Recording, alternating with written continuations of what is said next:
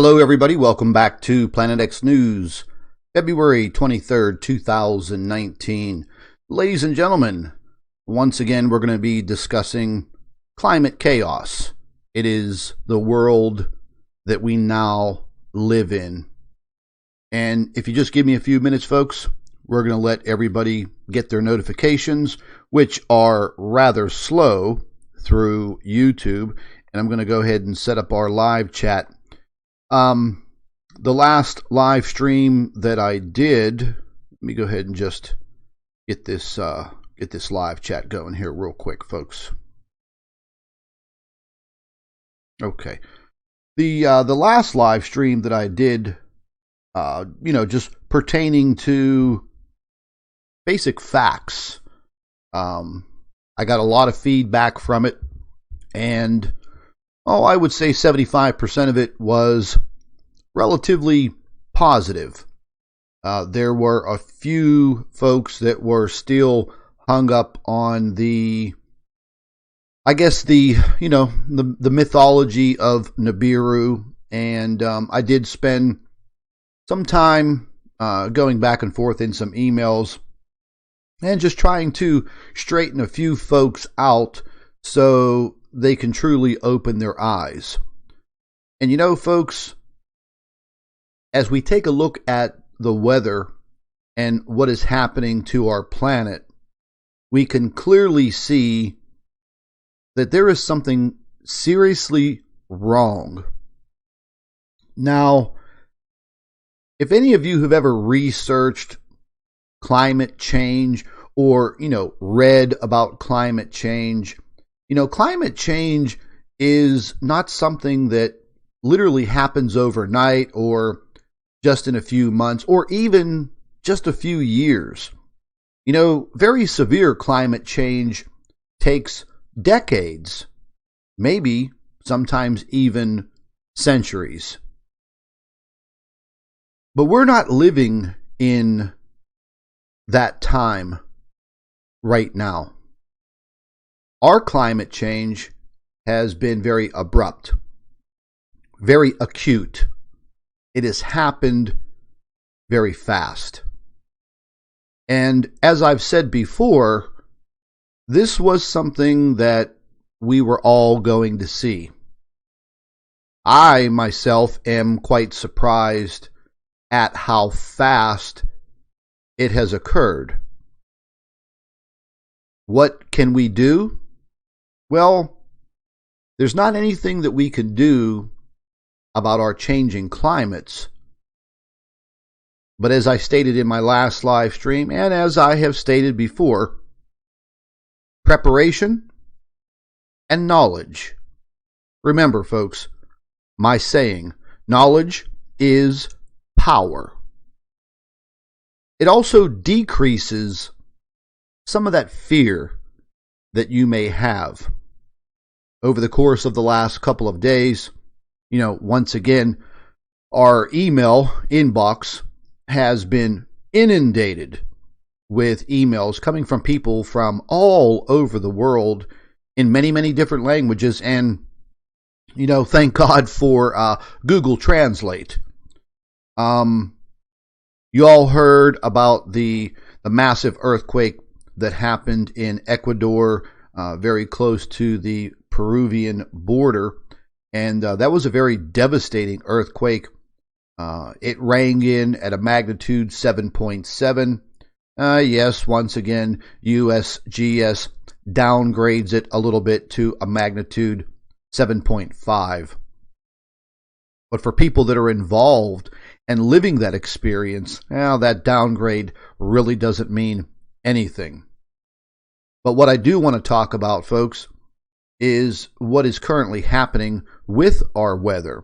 And as I have stated before, if you have never been a weather watcher before, please start watching your weather. Try your best to learn a little bit more about it. There are several YouTube channels out there that do a pretty good job, detailing our weather.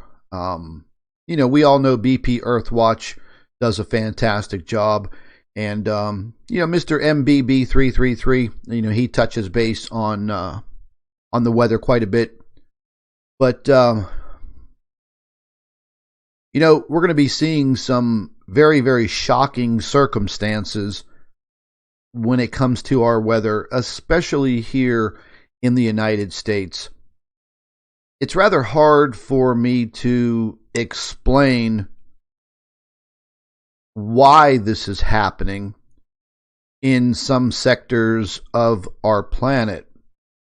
But in actuality, the whole entire Earth is feeling these differences within the climate. Some are very, very hot. Some are very, very dry. Some are very, very wet.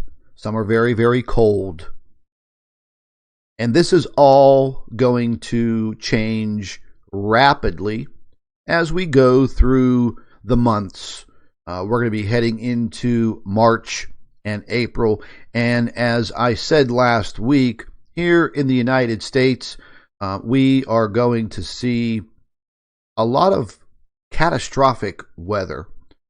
The majority of this is going to come in the form of floods and the very, very high possibility of tornadoes. And we are going to see tornadoes in places that we usually don't see them. What I'm referring to, we all know that Tornado Alley was in the central part of the United States. Well, let's just say for the year of 2019 and in the near future, Tornado Alley is going to be moving east. And as time goes on, it's going to be moving even further east of the Mississippi. And you will all see it. And if any of you live in these areas, you're going to experience it. So what I'm saying is, it is now time for preparation. I'm not saying that you have to go out there and become a hardcore prepper. Wouldn't be a bad idea. But some of these prepping situations, they can cost money, a lot of money. But just using your head, like I said before, just thinking, rational thinking, critical thinking. What are you going to need? Flashlights, extra batteries, some source of fire, a lighter, or those long candle lighters. You could go to any of your dollar stores and pick up 5 or 6 of those candle lighters just to keep on hand. They're maybe $1, $2. Pick up some extra batteries for whatever type of lighting that you have. I just actually bought another small LED lantern, and I picked this up at Walmart the other day, and I think it was $10 or less than $10, and it's pretty cool. And it runs on just a few AAA batteries. And whenever you turn this thing on, wow, you can light up a whole entire room. So these little LED lights, that is definitely something that you want to look into. The LED flashlights, they're easier on batteries, they last longer, and they seem to be cheaper. Your food supply, folks, that's going to be based on your preferences. Definitely some canned goods. You definitely want to have distilled water of some kind. A medical kit. If you want to buy one, that's fine. I personally put my own together. I went over to Walmart. I went into the Band-Aid section, and I just literally started loading up my cart with everything that I could possibly think of that I would need in the case of, getting injured, cut, burned, whatever it may be. Keeping all of these things on hand for an emergency is just smart thinking. You know, I've been doing a lot of thinking myself, very, very deep thinking. Over the course of the last couple of months, my personal health hasn't been that good. I've always been a healthy person, but as of lately, my blood pressure is sky high, and it's actually getting to the point where it's starting to worry me. Dr. Albers is already trying to change my diet, and that's something that I do have to do. I've never been the type of person that likes to take medications, and I still will refuse to take medications, but I'm taking a couple of regular aspirin in the morning and at night, and it seems to be working just a little bit. Tested my blood pressure yesterday, and it's a few points lower. But I do have a lot of stress and a lot of worry. And I am truly now worried about what is happening with our planet. I'm truly worried what's happening with my own surroundings where I live. And if any of you don't know, I live in the Pittsburgh area, about 20 miles south of the city. And these things are really starting to affect my area. We have so many landslides that are occurring now because of the climate. We haven't had a very bad winter. And like I said months ago, there are going to be sections of the east coast of the United States that will have a very wet and mild winter. Well, those situations lead to erosion. And the more water and the more saturation, the more likelihood that you're going to have these landslides. Well, if any of you are familiar with this area, we have hills, we have very, very small, mountains. I don't really like to call them mountains, but they're very large hills. And over the decades, people have built homes around these areas, all along the city. Everywhere. Now, these homes are disappearing. On a daily basis. And we're going to go over some of that, and I'll show you what's happening in my area. And we also have a very, very bad storm once again.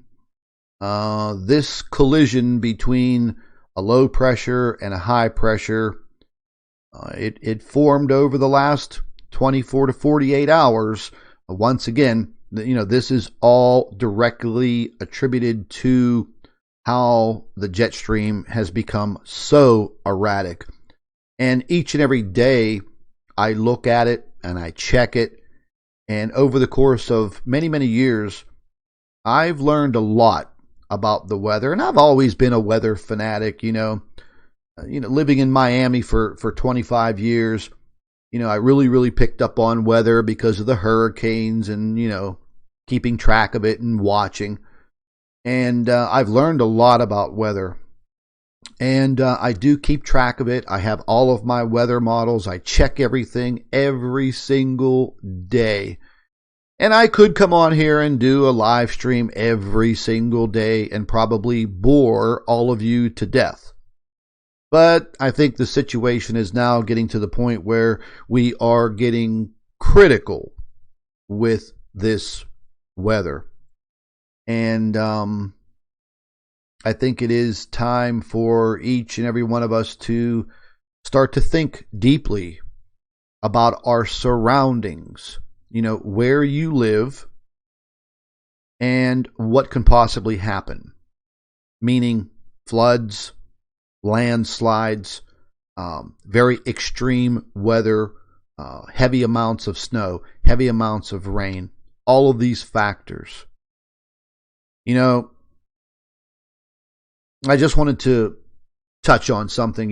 Last week, I lost two very good friends of mine that I've been friends with for more than 35 years. One of them died on Valentine's Day. The other died 3 days later, February 17th. Both suffered from very, very severe depression. Both committed suicide. And nobody ever saw it coming. I guess they were able to hide it so deeply that nobody knew. I guess they felt it was a point in their life where there was no longer anything to live for. And under the circumstances, folks, even though things are seeming to be bad, critical, getting worse, it should never be a time to end your life. Each and every one of us on this planet serve a purpose. Whether it be a big or small purpose. Your impact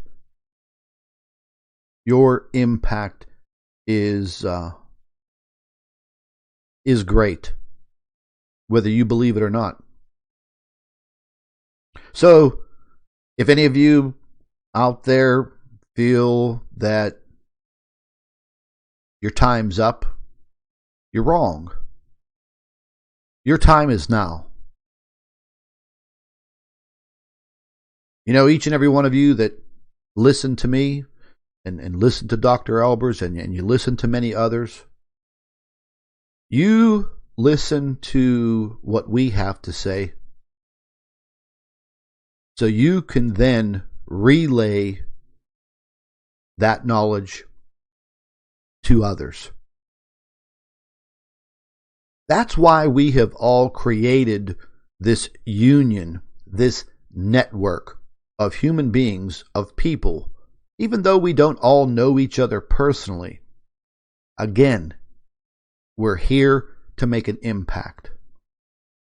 I feel so bad about losing these two friends. And later on this morning, I will go to 2 funerals in one day.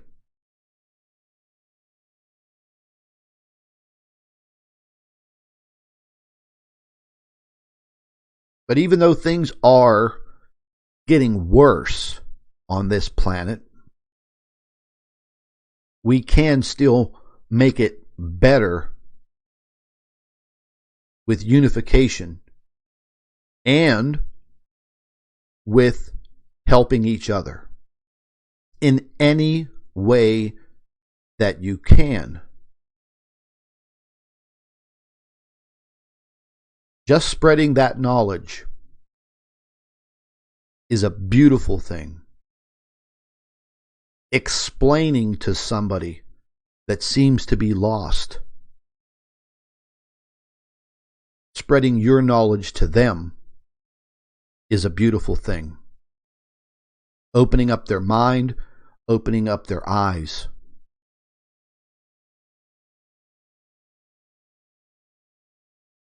You know, like I said in my last live stream last week, hey, look, I know there are probably some of you, if not a lot of you, that don't like me personally, but you really don't know me personally. And sometimes I have to be very blunt, and sometimes I have to be very hardcore. And the reason being is to make what I am saying stick in your minds, because you'll remember it. You may think to yourself, yeah, that asshole Scott from Planet X News said this and said that. And then all of a sudden, that this and that now comes true, and you're now living that. So again, I'm not here for the popularity contest.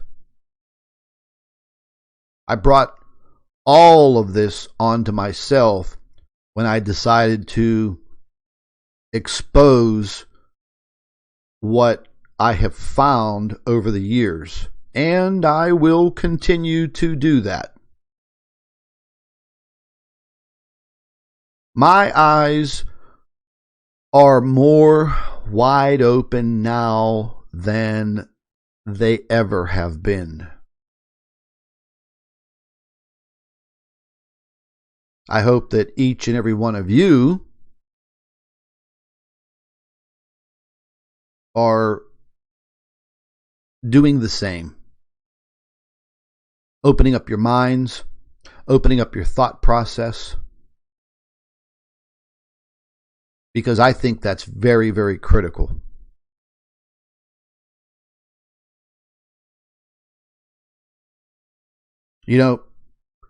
Lord only knows what tomorrow is going to bring. And by the looks of some of this weather and some of the things that are happening now around the world, we're getting to the point where it's kind of like desperate times. And as I've said before, folks, during these situations dealing with this climate chaos, always keep in the back of your mind that people are losing their lives during these situations, whether it be floods or landslides or hurricanes and tornadoes. People die. Maybe they don't have to. Maybe if they knew a little bit more, maybe they were just in the wrong place at the wrong time. Who's to say? But I just wanted to open this live stream with some of my deeper thoughts. You guys don't hear that side of me too much. I don't want you to think that I'm some kind of softy, even though I do have a heart of gold. My heart is bigger than my chest, and I wish there was so much more that I could do, but there are limitations on everything. But let's get down to what is currently happening, and let's maybe get some explanation here. So I'm going to go ahead and jump out of here real quick, and I'm going to pull up our jet stream here. So let me expand this screen. And, this is our current jet stream right now, and I'll zoom in a little bit here, and I'm going to tilt the Earth down a little bit. And the situation that I've been looking at now for the last 48 hours is this portion of the jet stream right here, right across the central part of the United States, coming up through Mexico, Texas, into the Midwest. I'm going to pan back here a little bit, and we could take a look at the North Pole, and you can see the jet stream once again very, very erratic, and it has stretched out. What I mean by stretched out is this very large pink circle that you see here. That is the jet stream, and it should be more condensed. It should be much, much smaller. It should be well within the pink area that you see stretched around here. It should be well within here. It shouldn't be this big. It shouldn't be this low dipping jet stream. And you can see this is just absolute. I've never seen anything like this before. And again, I've been a weather watcher for more than 25 years. Never seen anything like this. But you can see how the jet stream is bringing this weather into certain sections. So as you look over here, this very, very high inverted trough here, all the way up into the northern part of Alaska, bringing down Arctic air right over the Pacific. And where is it landing? It is converging right over Oregon and Northern California, bringing in moisture and colliding with colder air in the higher elevations, mountains of snow in the mountains, no pun intended. But as you see, there's a huge trough right here. But we have all of this air moving along where it's much, much warmer. Probably about a good 700 to 800 miles north of the equator, picking up the warmer air, moving right over Mexico, right over Texas, picking up more warmer air and a boatload of moisture. This is all converging right over this area right here. And I'm going to go ahead and just stop the player so we could just take a look at it. And this area right here, right now, folks, this is setting up to be, pretty close to a catastrophe. I mean, it's actually already happening. And I'm going to show you some of the things that are occurring. My weather here in the Pittsburgh area, I'm just about maybe like right over here where the cursor is. Last couple of days, man, it's been in the high 40s, low 50s. And, I mean, this is the Northeast. It is February. Our temperatures should be on a daily high anywhere from 25 degrees Fahrenheit and lower. But we're 25 degrees warmer. So we have had a lot of rain. We are expecting another boatload of rain today. And with all of this rain, it is creating the saturation of rain is creating very, very loose soil situations. And we have catastrophic landslides. There is a state route road, Route 906, not too far from me, goes right along the Monongahela River heading south. There's a very, very high cliff. I'd say it's probably about a good 400 to 500 feet high. Last week, it all came down. And when I mean it came down, listen, this is sandstone. This is sandstone deposits from millions of years ago, layers upon layers upon layers. It came down on the road. It just so happened that there were two cars, one going north, one going south, and right where they met each other, they were lucky to live. Both of their cars were destroyed. They escaped unharmed. But the hillside, the mountainside, is literally collapsing. There was a big collapse, I think, in California that actually trapped some people that were down below. It was in the news. We have homes in my area that are being bulldozed by these landslides. I have another good friend of mine that lives across the river. She lives on a slope. And it's kind of like, it's stepped down, and there are streets and neighborhoods all along that slope. Well, her street and one portion of her street, she is probably going to lose her entire house. Probably in a matter of days. They have already condemned and evacuated 15 other families along that street because the upper street is now gone. These are very, very serious situations, especially if you happen to be sleeping at night and you're not aware of this happening. It can literally just take your house out. So the jet stream, once again, This is the big problem. I'm going to go ahead and play this, and we're going to just take a quick look at temperatures. You know, there are a lot of people. Well, this is the spread of the Arctic air. I mean, it's somewhat normal, folks, but you know, in another instance, it's not normal. We can see here how far down this Arctic air is going. It's making its way all the way into Mexico, and then you could see here where the big mild sector is. And this was what I was explaining several months ago, before we even got into winter time. And this is what I was saying, that there will be portions of the United States that will have a very mild winter, but a very wet winter. You know, what's better, a cold winter with a lot of snow or a wet winter with a lot of rain?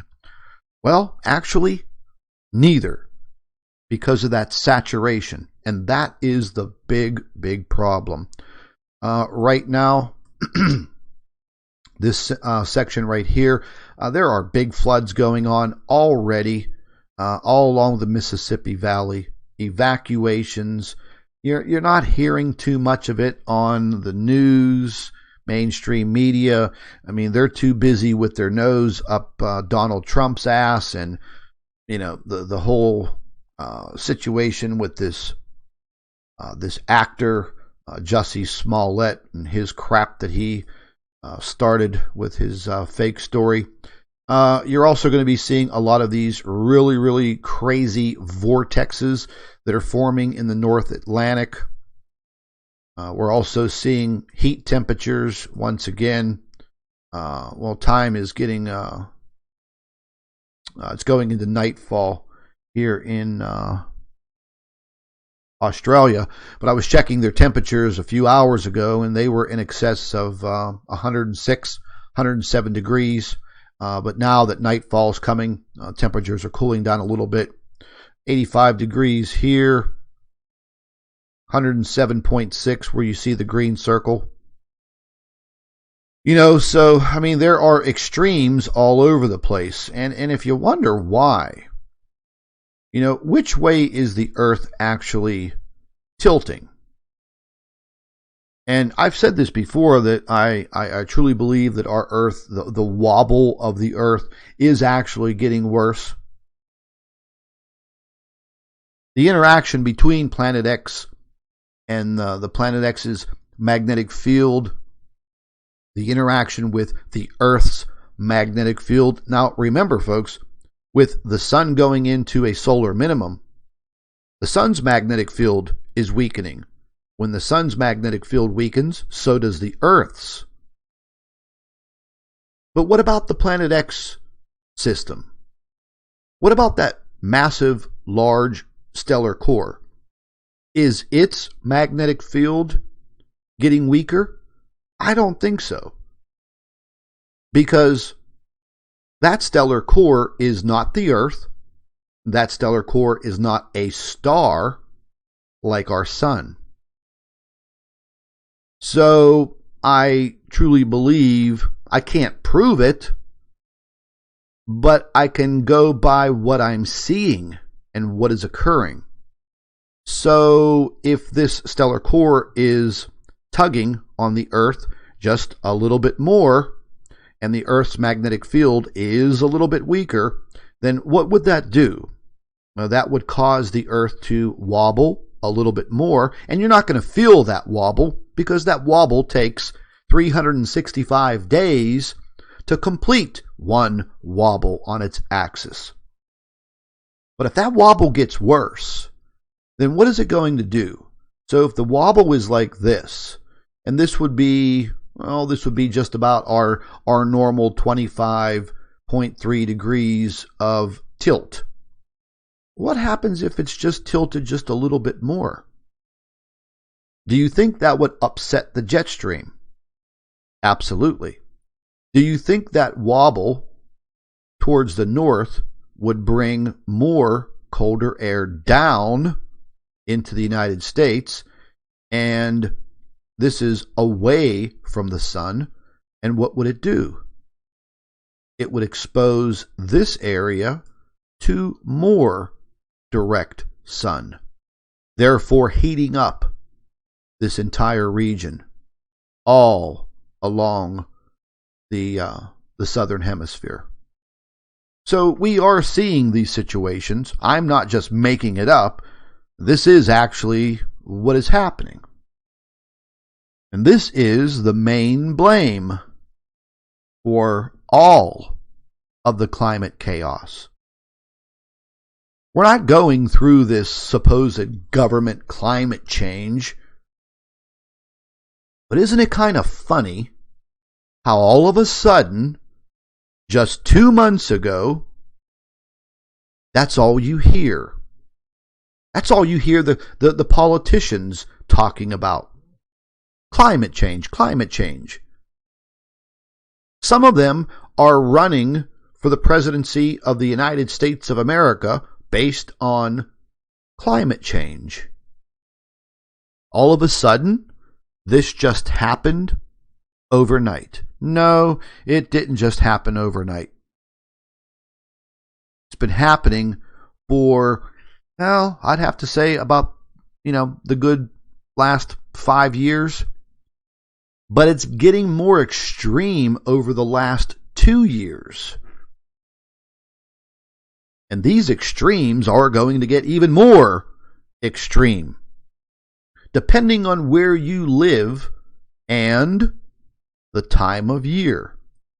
So, as the seasons change and we move into the spring and summer equinox, that wobble is going to change.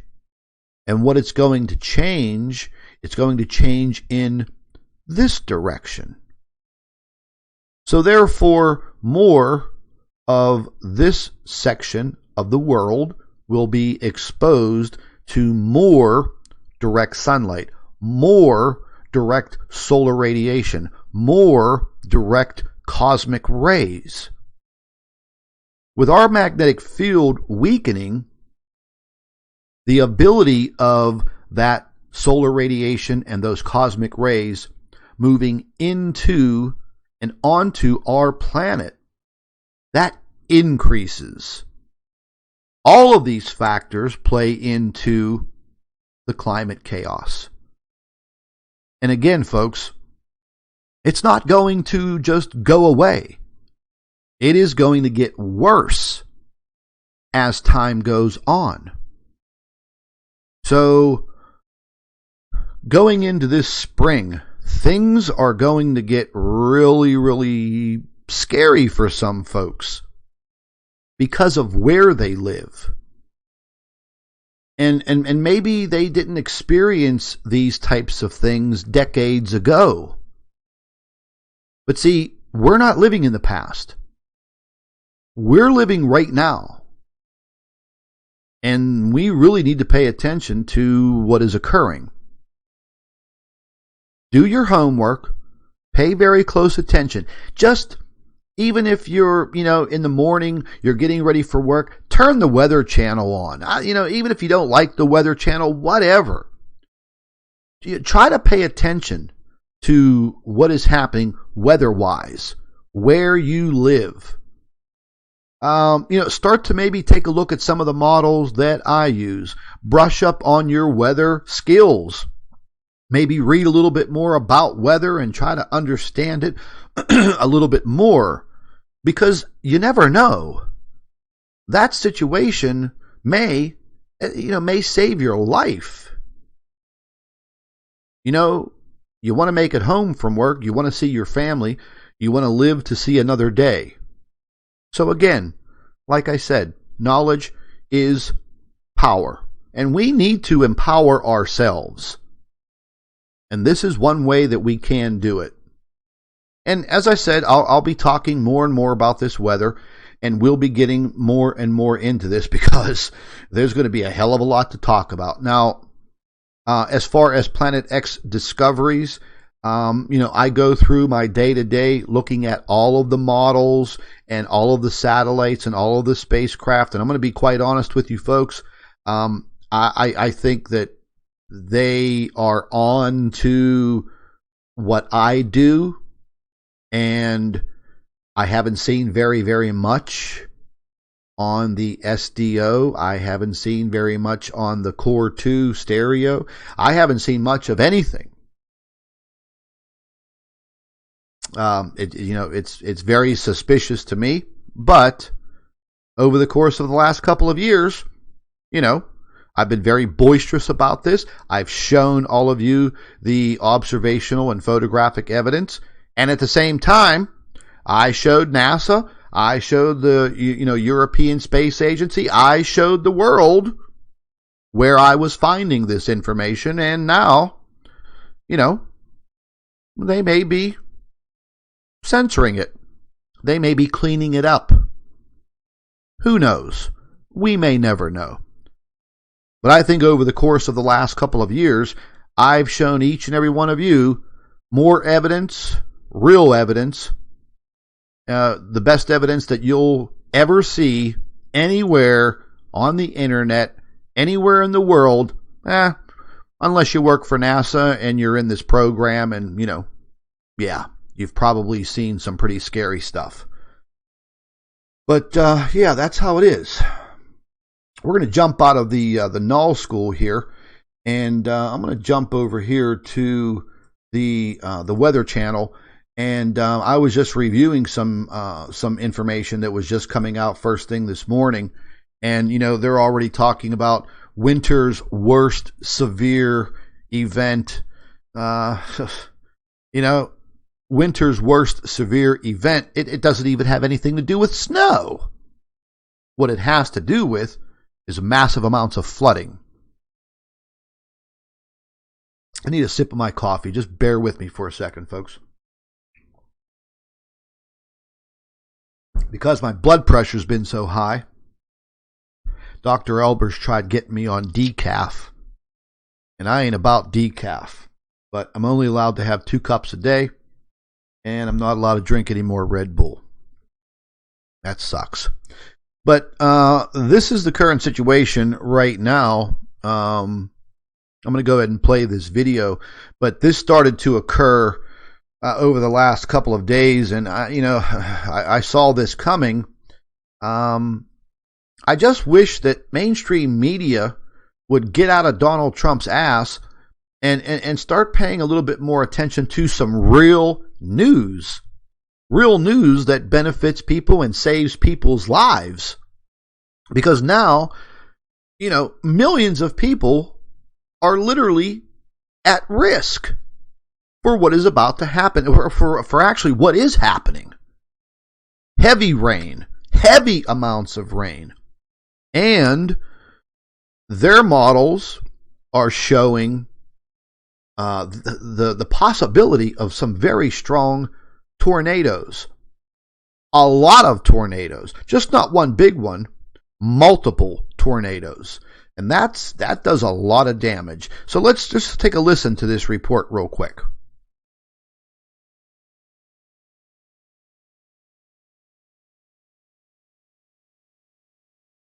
Might take a second for this to kick in.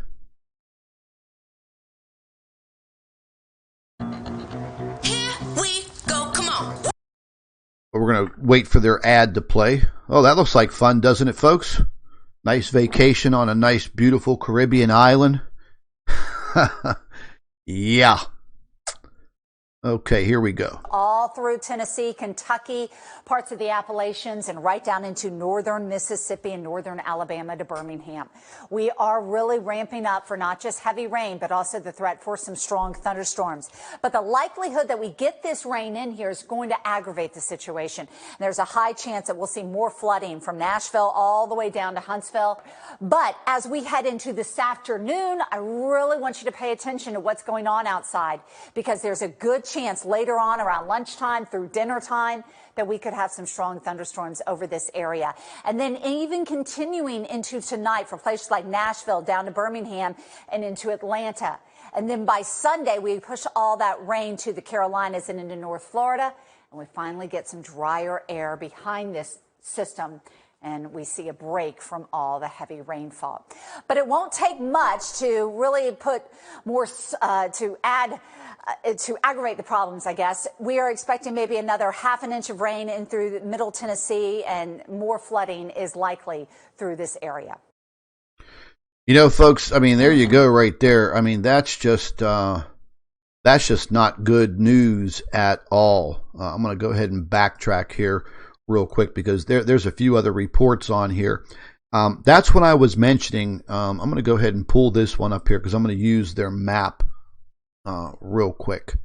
Let me just wait for this to start playing because I want to use their map, because this is the sector of the United States that I was referencing, where all of this moist air will be pulled up from. And we'll just go ahead and use his map here. The way that this jet stream is bringing all of this warm air way up through the Gulf of Mexico, it's converging with this colder air coming down here. Now, as I said before, up here where you see the words severe thunderstorm and where the weatherman's big head is, this is Tornado Alley up in here. Tornado Alley this upcoming summer, it's not going to be here anymore. Tornado Alley is going to be down around in this area. Mark my words, you are going to see a lot of tornadic activity all through this region, right where this line is, right across, all the way. And we may see a lot of tornado activity down in the south and also up here in the north. Even though this is in the Appalachian Mountain stretch, there are still flatlands on the east side and the west side. Perfect situations for tornadoes to spawn. But you can see they're only talking about severe thunderstorms in this region. But I want you to just take a look at how expansive this is. Now, if this system by chance happens to start to slow down, it's going to dump more rain, and those rain totals are going to go up. But as of lately, that stream that comes up, and it comes up all the way down from Mexico, all the way up towards my area through Pennsylvania, and all the way up into the upper northeast, it has been moving relatively quick, which is kind of a good thing. If it starts to slow down, like I said, it's going to start dumping more amounts of rain, and the situation will get much worse. But let's take a listen to what the meteorologist has to say.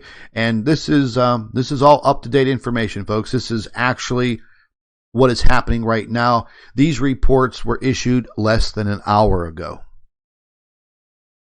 Of having some severe thunderstorms that are going to rumble their way from Jackson to Tupelo and Memphis. But where it's that dark purple, that's where you have the greatest possibility of that happening, that possibility that may become a reality. Models are really showing things begin to intensify over toward Shreveport, Little Rock, and this is at 9 o'clock. Now, if you were to step outside in Little Rock or even Jackson or Shreveport, it feels like it's more like a May or even an April morning. It does not feel like it's February. Very spring-like conditions. There's going to be a lot of spring in the atmosphere, no doubt. Rolling forward into the afternoon, we see the atmosphere continue to percolate. Heavy rainfall, the damaging wind, possibly the tornadoes. Then we get around 7 o'clock or so. The sun goes down. These things continue to fire on up. Look at it. Even by 10 o'clock at night, let's see, to Nashville, to Huntsville, back into Birmingham, this phalanx of storms continues to march its way eastward, bringing the damage with it. Threat for damaging wind, we've got that in the docket, too. Look at it. Where you have that dark blue color from Nashville to Memphis to Tupelo and Jackson, every spot in between, you've got a pretty good chance of having some wind damage. On top of that, hail, you better believe that's going to extend from parts of the Gulf Coast clear up into the Ohio Valley. You know, folks, what he just mentioned right there, let me go ahead and let me jump back out of here real quick. What he mentioned about those winds, The other day, there was a situation that occurred, and it's the first time that I've ever heard of or seen anything like this. In airline travel, there were planes that were going from the West Coast to the East Coast, from the East Coast across the Atlantic to Europe, specifically Heathrow Airport in London. The planes were being pushed by a high-speed jet stream, much higher than normal. So high that the aircraft had a surface speed of over 800 miles per hour, meaning that the jet stream was so strong at 30,000 feet, it was literally pushing the airplane. Now, some people think that I'm not talking about air speed. They were judging this by surface speed. There is no way that a jumbo jet 747 could travel at 800 miles an hour. The plane would break up. But they were calculating that speed at surface speed of 800 miles per hour. The planes were an hour ahead of schedule landing, which actually created somewhat of an air traffic control nightmare. There was one flight going across the Atlantic to Heathrow Airport in London that landed 48 minutes early. And I mean, I don't know, man. I wouldn't want to be on one of those damn planes.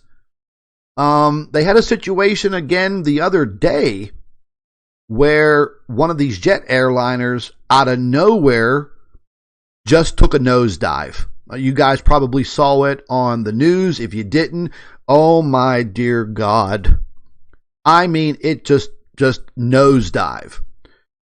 Some people have some bumps and bruises, and, some of them probably shit their pants, wet their pants.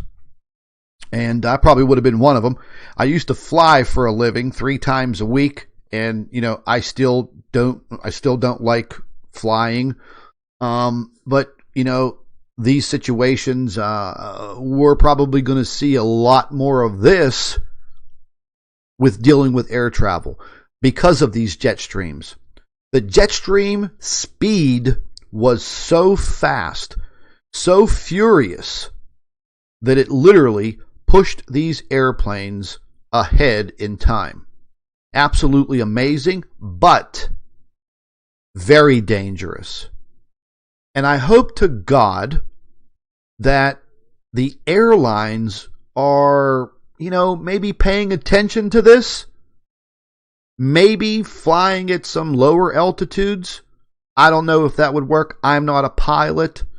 But, I hope to God that we don't see a tragedy with a crashed airliner.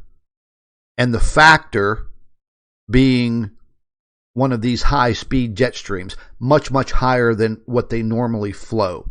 But we're seeing it. We're seeing it. And that is just very, very scary. I am so glad at this point in my life, being retired from my industry where I don't have to fly anymore. Man, after reading that report and seeing some of the video that people took when that plane did a nosedive, it made my stomach drop just sitting here at my desk. We're going to take a look at this focus on the heavy snowfall and blizzard conditions, because the blizzard conditions are going to be right behind this heavy flow of moisture and rain that's going to be coming up from the Gulf of Mexico, stretching across the entire south all the way to the northeast. And I do believe this is the updated forecast that they have. And you could see what I'm talking about right here. You see that low? The low pressure is up here, and that's pulling all of that cold air down. It sinks. And then you can see all of the warmer air down here. but the jet flow, the jet stream flow is this way. Just like I said, back in the summertime and going into the fall, that this would be the pattern that would be affecting the United States. And to beware. If you live anywhere around in here, any of these states, hey, you're going to have heavy amounts of snow. You're going to have very, very Arctic frigid temperatures. Hell, folks, it snowed in Las Vegas yesterday. Freaking people out. Las Vegas. Snow. Hell, it's climate chaos. What do you expect? But this is the situation that I'm referring to. And again, all of these maps that you're looking at now, they are less than an hour old. They've just been posted. And hey, as the day goes on and the weekend goes on, pay very close attention. Turn on the Weather Channel. Watch your local weather. But you will see what I'm telling you. You will see it all play out over this upcoming weekend and probably maybe even into Monday. But the majority of this catastrophe should be out of here by Sunday. But folks, there's another round of it right around the corner. And again, this is the climate chaos, and this is the world that we live in now. Our seasons are going to be completely flip-flopped here probably within the next year or two. We may have a very late spring. We may have a very early spring. I don't know yet because things are just so erratic. I can't really put my finger on it because things are changing so rapidly, and these massive vortexes of air out in the northern Pacific, I mean, they just literally appear overnight or appear within an hour or so. And if you look at them on the jet stream map in animation, they look like massive hurricanes. I mean, could you only imagine being out there, in one of these ships? I was watching some video the other day of those brave men and women that are on those massive ships out there in the what do they call it, the Baltic Sea, or where they do the crab fishing. No way would you ever get this Italian ass on one of those ships in those high seas. No way. 50-foot waves. No way. Hell no. But this is the situation that is brewing, and it's not going to be a good one, folks. So keep your eyes out. If any of you live anywhere below this white arrow, moving east all through the Mississippi Valley, Ohio Valley, Appalachian Valley, hey, be on guard for the flooding and the torrential rains and the possibility of tornadoes. Yeah, that's right. Tornadoes in February. Absolutely insane. This is what I was talking to you guys about. Let me just go ahead and expand this. This is what I was talking about here in Pittsburgh with the landslides. Folks, 2 weeks ago, they've been keeping track of the landslide situation here in Pittsburgh. 2 weeks ago, there were 69, repeat, 69 landslides throughout the Tri-County area. That is absolutely insane. I grew up around here. I've never seen anything like this before. Last year is when we started to see this. One lady who lives on the south side of Pittsburgh, they call it the South Side Flats, but it's really not flat. It's actually up a very, very high embankment. She walked out of the front of her house to get in her car, and as she closed her car door, her house fell over the hillside. And I mean, the whole damn house went over the hillside. Gone. Completely destroyed. Nothing left but her basement. That's how close she was to dying within a few seconds. And as you can see in this photograph here, we'll go ahead and pull this up. Take a look at it here. Landslide causes house, road to collapse in Perry North. And I believe there's a... Number 2 shows the crunched up remains of a home in the Perry North. What the hell happened to the video?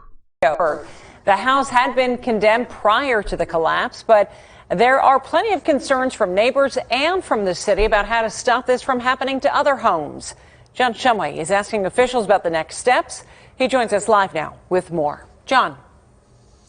Yeah, the area is clearly still unstable, and they are working on trying to come up with the fix. But to give you an idea of the power of this house coming down this morning, bricks like this one were shattered in two, broken on their mortar lines, and are strewn all over the place. What you see up here is the back part of the front porch. That's where the house actually started this morning. And as you can see to my right, this is where the 4-story home ended up. It was just... heard the roar that he thought at first was an airplane going overhead. I thought that for a couple seconds, and then I thought that must be that house that just fell over. For a year, the folks who live here have been watching the demise of this house in slow motion. We've watched it lean. Every day it seems to go another inch or two. The city had deliberately not tried to tear the house down because of concern that its foundation was helping hold up the hillside, and not knowing whether or not it would even be safe for a demolition company to take down the properties given the hillside. So this outcome seemed inevitable and disconcerting at the same time. It makes me sick in my stomach, actually, because I'm worried about our houses, because all our houses are on hills as well. Gilman says number 35 next door, which has also been condemned, is under inspectors' constant watch. There is signs of movement, but not to the point that they believe a collapse is imminent. Other than that, we don't believe anyone else is in danger, but we do send crews up every day, and if anything moves, we obviously would always put public safety first. Councilwoman Darlene Harris believes the city should be moving faster to remedy the problem. To me, this is an emergency, just like the other landslides. Honestly, it was already going as quickly as can be. Gilman says the geo work is done and the design of the fix could take a while. Meanwhile, the city has its hands full with slides, like this one on Diana Street. This is massive. We have about 24 sites we're checking on an almost daily basis. The city spent $250,000 a year ago on slides. That price tag this year could top $8 million. This is our natural disaster. You better believe it, buddy. You know, folks, like I said, this is happening all around my area. This is in Allegheny County. This is actually within the city limits. And we're going to go ahead and just jump back here because this is, and when they say that these houses were condemned, don't get me wrong and don't get the report wrong. Those were completely livable houses. There were people living in those houses. The houses were fine. But because of the landslide situation, the county comes in, they bring in the engineers, and they assess the situation. And for safety reasons, they literally condemn your house. Right there on the spot. You got to go in, you got to take whatever you can get, and you have to get out. Now, that's what my one friend that lives just right across the river from me, she lives on a similar type of a hillside situation, and the other houses that are above her, about 2 months ago, they were already condemned. A few doors down to the left and to the right of her, those houses are already gone. I mean, they are gone. They're gone. They've already slid down the hillside, and her house is right in the middle. And there's a roadway right above her backyard because it's on a slope. It's on a very steep incline, and it's already cracking. And there's nothing that these engineers can do for this. Number one, it's not safe to put any type of earth-moving equipment anywhere near these hillsides. You know, large excavators weigh tens of thousands of pounds. Dump trucks that you're going to fill with dirt during an excavation, tens of thousands of pounds. It's just not going to happen, folks. And it's just a fact of nature taking its course, climate chaos taking another victim. But this is what's happening, and these stories, they're coming out. I'm going to see if I could pull up the landslide that occurred that took out those couple of vehicles. That was on Route 906. Let's see if this pulls it up. This may pull it up.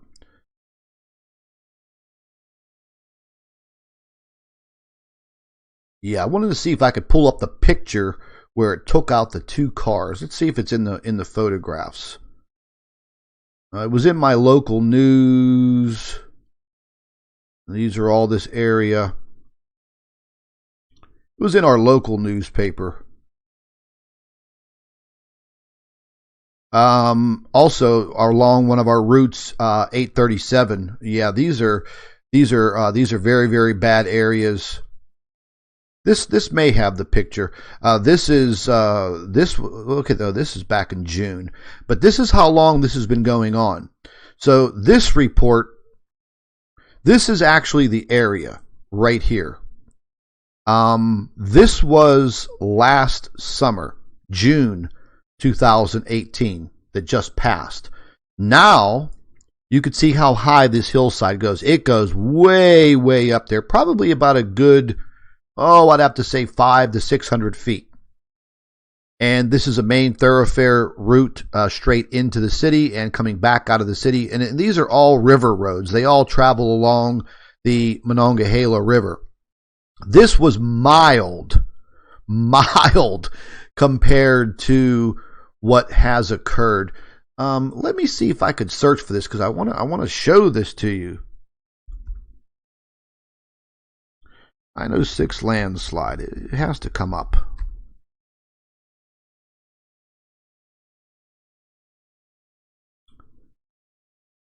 Oh, come on now. Figures, I'd want to show you guys how it destroyed these 2 cars, and it's not coming up. I should have just saved the damn picture. Let's see. This is all June. As you can see, these dates, well, this is January 2018, July 2018, and 2017. So, as you can see, this has been occurring nonstop here in my area for the last couple of years. Maybe this is it right here. No, this is 2011. It figures, folks. I want to show you this key photograph, and I can't find it. Anyways, if I do find it, I will post it on the Planet X News Facebook page. We're over here at the Planet X News website, and I just posted this article just before I started this live stream, and this was pertaining to, once again, the headline, Rare Snowfall in Los Angeles County, Las Vegas, February 5th snow day, or excuse me, 5th February snow day since 1949. Okay, this is an occurrence that these folks don't see. So they literally had 5 straight days of snow. We're going to get down here to, there's a bunch of tweets in here that I included in this article. This one comes out of Los Angeles, and you could see there's snow on the car. The images and the short videos that came out from Las Vegas yesterday were just absolutely insane. Got a good friend of mine that lives in Vegas, and he was like, he called me on the phone and he says, "Hey man, what are you doing?" I said, "Oh, not too much, writing up a couple of articles." He said, "Guess what it's doing here in Vegas?" And I said, "Snowing." He says, "Yeah, how the hell do you know?" I said, "I'm a weather watcher, buddy." But here's a pretty in-depth article, And this was coming out of Argentina. Look at the size of those balls of ice. So that was February 23rd. This was just reported about an hour before I did my live stream. And look at the size of those ice balls. Imagine walking outside and getting hit in the head with one of those at about 100 miles an hour. Yeah, I think it would probably kill you. But there was one more article that I did yesterday, or actually today. And I always follow Dr. Michio Kaku. And, you guys all see him on the History Channel, the Japanese physicist with the long white hair. He's pretty cool. Once again, he's warning people about more information coming out about Yellowstone. And, folks, we can sit here and we can talk about Yellowstone till we are blue in the face. There isn't a damn thing that we can do about it other than just having the knowledge. And as you can see, in some of their obliteration maps that they have here, you can see the fallout.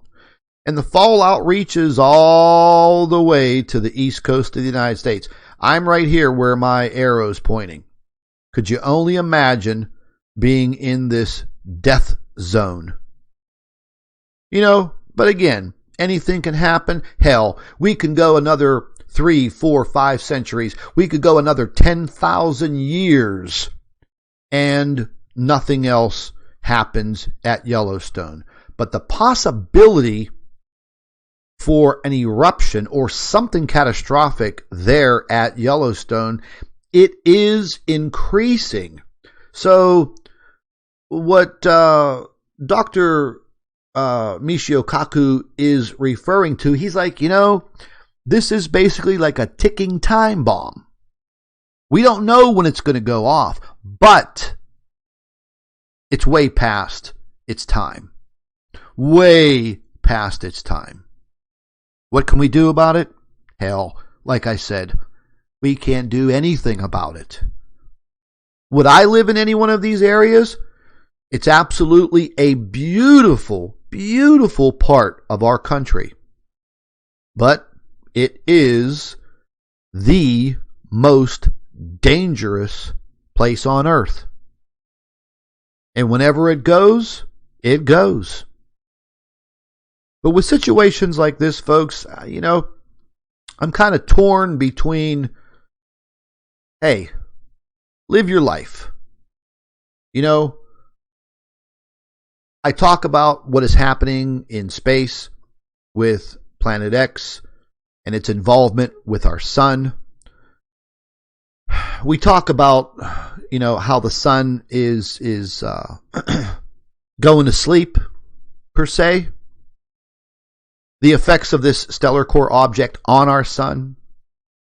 The effects on our planet. What are you going to do? Dig a hole? Bury yourself in that hole? And wait it all out? Hell no. Get out there. Lead your life. Live your life. Put the fears, just put them away. Live your life. But at least have the knowledge about what is occurring. That's the most important. That's the best advice that I could give each and every one of you. Because we don't know for a fact when something's going to occur in this caldera. And again, we can go 10 more lifetimes and not hear a peep out of Yellowstone. But one thing is for sure. The situation that is occurring out there by our sun with the interaction of our so-called Planet X and the sun, that direct interaction has everything to do with what is happening here on Earth. I'm not just making this up. I talked about it in length for years now. Everything that I have said, everything that I detailed, it's here. We have to live with it. And I do believe that we can.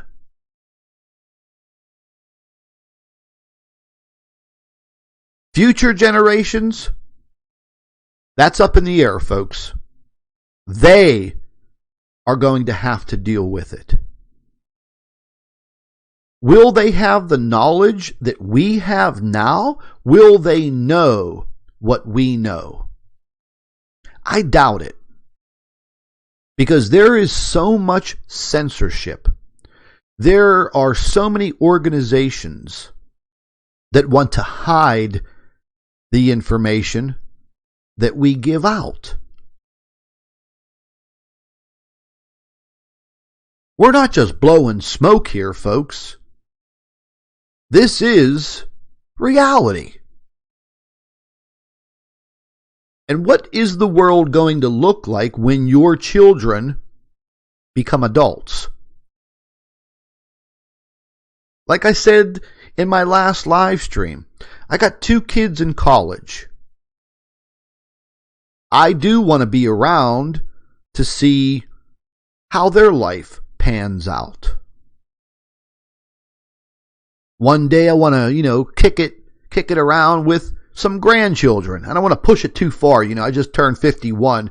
I'm not looking for the grandpa status just yet. But I do want to be around.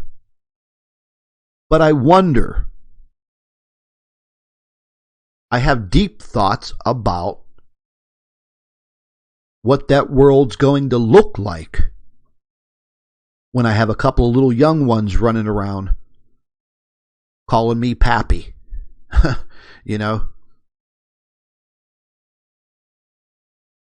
world has become a very violent place. The earth. I'm not talking about terrorism or anything like that. But I mean the earth itself.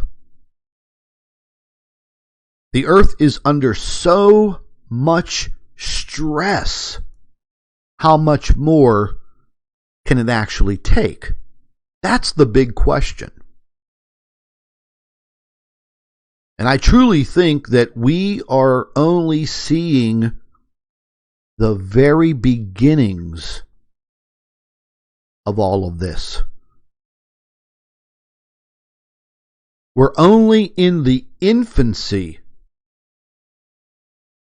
of massive, massive world changes. You know what really bothers me? And I'll let it out there. What really bothers me is when people tell me that I'm a liar, I'm full of shit, I don't know what I'm talking about. Yeah, it does bother me. Because those people are directing those comments at me, not to make me mad, but to put doubt in your minds, making all of you think that I don't know what I'm talking about, that I'm pulling your leg, I'm blowing smoke. But the fact of the matter is, folks, we're all seeing it. And like that old saying goes, seeing is believing. I'm going to go ahead and end this live stream on that note, ladies and gentlemen. I appreciate each and every one of you being with me this early Saturday morning. And I'd like for each and every one of you to heed my warnings. Heed the warnings. Educate yourself. Open your mind. Open your eyes. And tell others about what is happening. I truly believe that that is our responsibility. If you are watching me, listening to me, then you now know what is happening. You can see it with your own eyes. So therefore, I am obligating all of you to spread that word. Help others. Each and every one of us, we have that deep inside of us. We have that will to help each other. We're human beings. We have that passion and compassion. So let's get out there. Let's spread the word. Let's let people know what is truly happening to our planet, so those people have the opportunity to prepare to gain that knowledge. Remember, folks, if you're listening to me, you are part of the network. You're part of the plan. You're part of that team. And we do owe it to each other, whether we all know each other personally or not. As far as the government goes, hell, you know how that goes, man. It's us against them. And it's always going to be that way. They're not going to be there to help us. They will be there to lock us out. So therefore, we as a people need to stick together. We need to transport the flow of information every time we receive updates on anything. Anytime we see things happening, it is our obligation to let others know. It is the process of waking up. You know, David Wilcock refers to it as ascension. I don't want to steal his line, but he's right. We, as a people, the human race, needs to ascend. That's a fact. Ladies and gentlemen, be safe out there. Have a great weekend. Keep your eyes in the skies. Keep your ears wide open. Pay attention to everything that is going on around you. And you'll hear from me very soon. Have a great weekend, everybody. Take care.